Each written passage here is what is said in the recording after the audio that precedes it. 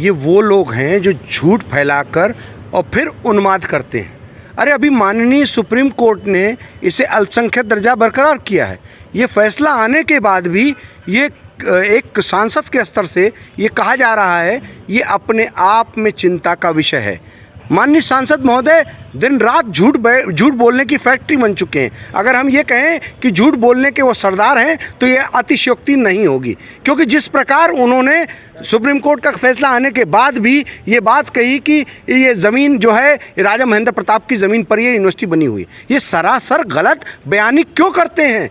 राजा महेंद्र प्रताप जी हमारे लिए आदरणीय हैं और हम उनका सम्मान करते हैं। उन्होंने सिटी हाई स्कूल के एक जगह पर लीज पर एक 1929 में ज़मीन दी थी, और ये तमाम जो ज़मीनें जो कैंपस के अंदर हैं और सैकड़ों लोगों की ज़मीनों के दान पर ये यूनिवर्सिटी बनी, और यूनिवर्सिटी 1920 में बन चुकी थी। तो ये बार बार झूठ फैलाते हैं उन्माद करने के लिए, और ये SC ST का आरक्षण की बात करते हैं। जब ये अल्पसंख्यक दर्जा बरकरार है तो इसका मतलब यही हुआ कि this is meant for minorities, और माइनॉरिटी इसका संस्थापक थे, और माइनॉरिटीज़ की ज़मीनों पर, जगहों पर, माइनॉरिटीज़ के चंदों पर ये यूनिवर्सिटी बनी, और ये सत्यापित हो चुकी है। उसके अंदर ये जब माइनॉरिटीज के लिए कोई चीज हो रही है तो उसमें क्यों इनके पेट में दर्द हो रहा है। अगर इन आरक्षण देना है SC ST का तो ये क्यों नहीं RSS का चीफ SC वर्ग को बनाते हैं, क्यों नहीं ये SC समाज को और सम्मान देते हैं। ये कहीं ना कहीं SC विरोधी लोग हैं, और SC को गुमराह करने के लिए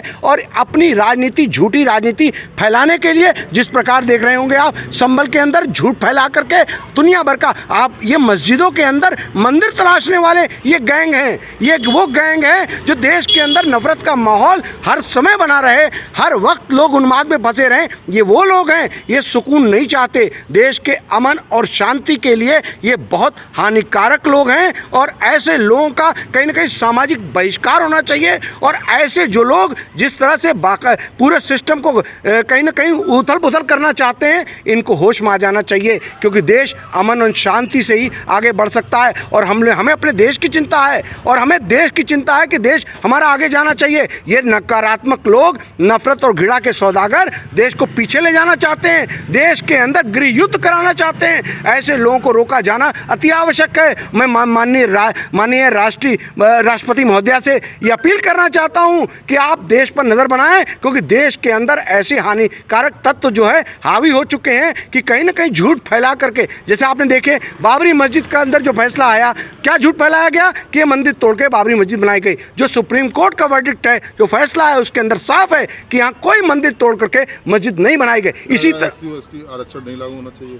देखिए, ये अल्पसंख्यक दर्जा बरकरार यूनिवर्सिटी है, और भी तमाम यूनिवर्सिटी देश के अंदर हैं जिसको माइनॉरिटी का दर्जा मिला हुआ है, तो ये माइनॉरिटी के लिए बनी है, और ये जो नियम और कानून से देश चलेगा। आज संविधान दिवस है, और आज संविधान दिवस पर देश के अंदर संविधान चलेगा कि ये भाजपाइयों की गुंडागर्दी चलेगी। आज भारी तादाद में प्रदर्शन किया गया, क्या कहेंगे इसको लेकर? ये झूठ फैलाकर जितने खाली, जितने अनपढ़ और जितने ऐसे लोग हैं, ये खाली लोग एक झूठ के पीछे भागते हैं। ये एक वो गैंग है जो इस तरह के लोग हैं, जो इस तरह की बातें करके देश के अंदर उन्माद फैलाना चाहते हैं। क्या माइनॉरिटी के लोग इस देश के नहीं हैं?